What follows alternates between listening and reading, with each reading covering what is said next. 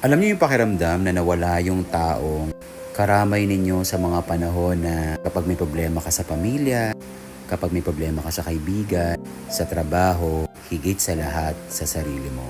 Na yung tanging pahinga mo lang ay yung taong mahal mo. Na-experience niyo na ba yun?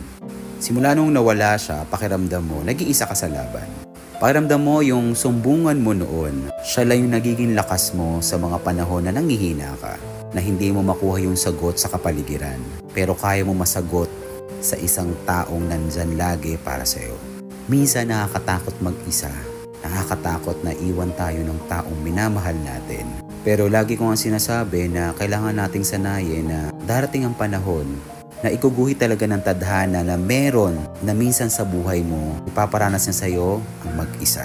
Na kapag nawala sila ulit, na magiging matapang ka na kailanman hindi mo iaasa sa kanya.